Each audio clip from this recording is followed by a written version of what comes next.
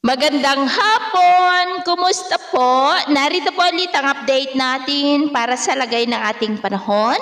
Ngayong hapon po ng August 19, 2025. Sa ngayon po ay dalawang weather system ang nakakaapekto po ngayon dito sa ating bansa. Mayroong easterlies na umiiral po dito sa may Luzon, lalo na sa Silangan at Intertropical Convergence Zone dyan sa Visayas at Mindanao. Ang ITCZ ay salubungan niya ng dalawang magkaibang hangin na mula po sa northern at southern hemisphere at tinagurian rin po yan na breeding ground ng mga sama ng panahon at nakapaloob po dyan ang sama ng panahon na ating binabantayan na nasa labas po ng Philippine Area of Responsibility na sa ngayon ay nasa layo po ng 1,220 km east ng Visayas at kung hindi po yan malulusaw ay posible na papasok sa Philippine Area of Responsibility bago weekend na nananatili na malaking banta po dito sa ating bansa hanggang hindi nalulusaw at ang susunod na bagyo ay tatawagin po sa local name na Bagyong Isang.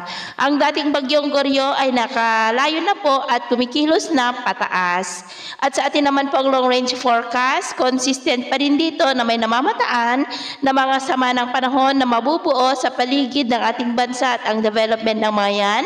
Ang atin pong babantayan kung matutuloy po o hindi. At sa lagay ng ating panahon, ngayong hapon ay maulap ang kalangitan na may mga pulo-pulo na mga pag-uulan dyan sa may Ilocos Region, Cordillera, ilang bahagi ng Cagayan Valley, ilang bahagi ng Central Luzon, Calabarzon, Bicol Region, Mimaropa, Panay Island, ilang bahagi ng Negros, Bogo, Tagbilaran, Ormoc, Northern Samar, Catbalogan, Tacloban at malaking bahagi ng Mindanao, lalo na po dyan sa may Zamboanga Peninsula at Sulu Archipelago. At mamayang hapon, may mga isolated rains pa rin sa iba't ibang bahagi ng ating bansa, lalo na sa Luzon at ilang bahagi ng Visayas, Sulu Archipelago at Zamboanga Peninsula. Kaya mag-ingat po tayo sa posibleng banta pa rin ng mga pagbaha at pagguho ng lupa. At sa atin naman pong mga baybayin, wala naman po tayong nakataas na namang gale warning signals, pero iba yung pag-iingat lamang po kung papalaot tayo